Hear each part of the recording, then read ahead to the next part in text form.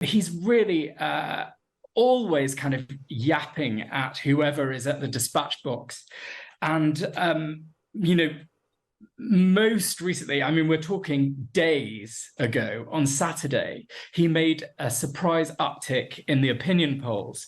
And it was then that he decided to mellow and tone down some of his rhetoric.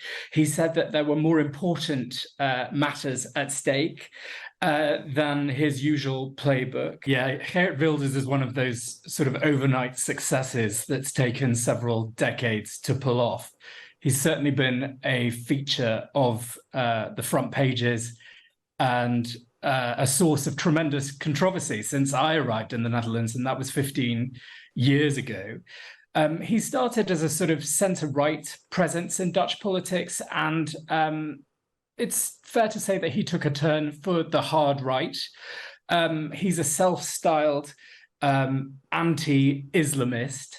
To date, most of the noise he's generated has been around immigration, around his anti-Islamic views. In 2017, when he was campaigning for election, he referred to Moroccan immigrants as scum. So, when I first arrived in the Netherlands and I didn't know the language, I really had to get my dictionary out to work out whether this extremely coarse rhetoric of his was what I thought it was. And indeed it is. He's known here as Captain Peroxide, and he's sort of the prototypical far-right blonde. There have been others, of course, Marine Le Pen and most notably Donald Trump, of whom he is an enormous supporter. I love the nickname Captain Peroxide, actually. It's probably too serious a story to laugh about, but it's a good one nevertheless. I mean, I hear what you say about his views. I think I'm right in saying they're so provocative. He's been under tight police protection for 20-odd years or so. But how does the man you first met, in 2012, compare to the party leader now?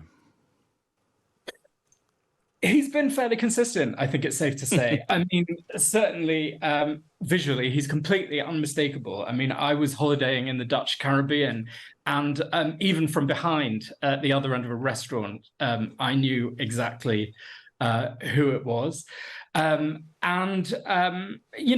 He has been a thorn in the side of successive governments, all of them since 2010, run by Mark Rutte, who is known as Teflon Mark, a very unknowable presence in Dutch politics, who doesn't appear to have a personal life to speak of. He's really always kind of yapping at whoever is at the dispatch box. And, most recently, I mean, we're talking days ago on Saturday, he made a surprise uptick in the opinion polls. And it was then that he decided to mellow and tone down some of his rhetoric. He said that there were more important matters at stake than his usual playbook. But to be honest, I think that's kind of like when McDonald's put a salad on the menu. Do you know what I mean? It's not the main event. Yeah. Wilders, I think you mentioned, has sometimes been referred to as the Dutch Trump, or certainly be compared to Trump. But he's been in politics a lot longer than the former American president. I mean, is that comparison just a bit too glib, or, is it actually quite a sophisticated one? No, I mean, there are similarities, many of which are extremely alarming for the Muslim and first and second generation migrant or immigrant community of this small, densely populated country. We're only one day in after this enormous and surprising win, and already he's talking about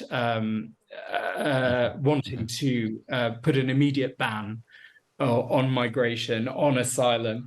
And of course, that calls to mind Trump's Muslim travel ban of, I think it was 2016, 2017. Yeah, of course it does. The far-right Flemish independence leader, Tom van Grieken, who's hoping for a similar election breakthrough in Belgium's election, I think, responded today by saying that parties like ours are on the way in the whole of Europe. Do you think he's right? Is this just the beginning of a swing towards the right in European governments? Obviously, we had Giorgia Meloni win the Italian election last year. Can we see more of the same?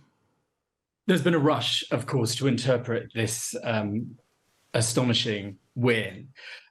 Some have laid the blame or the responsibility with the aging population of the Netherlands.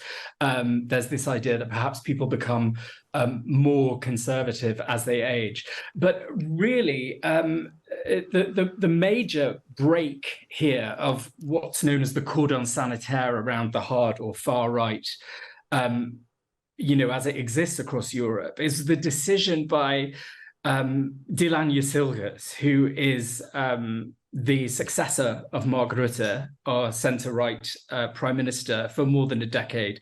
And she made the controversial decision not to rule out working with Geert Wilders.